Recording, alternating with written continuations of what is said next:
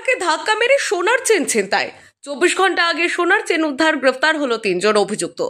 ঘটনাক্রমে শনিবার বারবেলায় প্রৌঢ়াকে ধাক্কা মেরে ফেলে তারপরে সোনার চেন ছিনিয়ে বাইকে করে পালায় দুষ্কৃতীরা।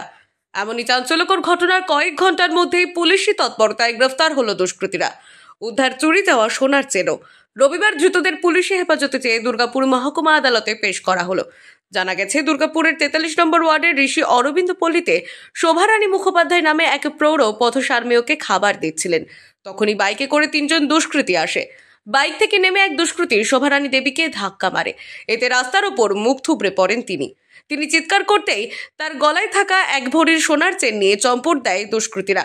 এই ঘটনাকে ঘিরে গোটা এলাকা জুড়ে ব্যাপক শোরগোল পড়ে যায়।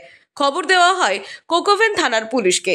পুলিশ চিরুনি তল্লাশি শুরু করে। দুষ্কৃতীরা যখন ওই সোনার চেনটি দুর্গাপুরের সিনেমা হল রোডের একটি সোনার দোকানে বিক্রি করতে যায়, তখনই তাদের পাকড়াও করে ফেলে পুলিশ।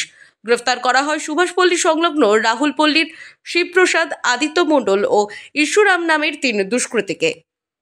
এখানে কুকুরে খাবার দিচ্ছিলাম, আর সেই সময় ওরা এসে আমাকে এরকম করে আঁকড়ে ধরে এখানে ফেলে দিল। কজন ছিল?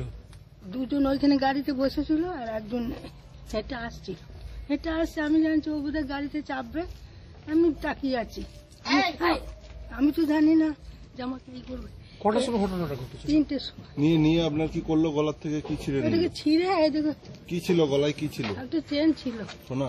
হ্যাঁ, সোনার চেন। নিয়ে চলে গেছিল? নিয়ে চলে গেল ছুটে, গাড়ি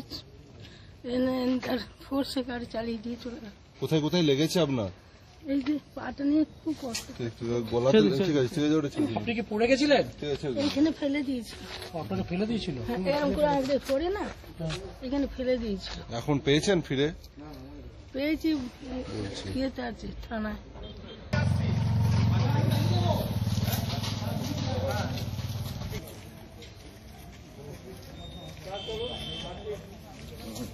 ব্যুরো নিউজ, আনন্দ বার্তা।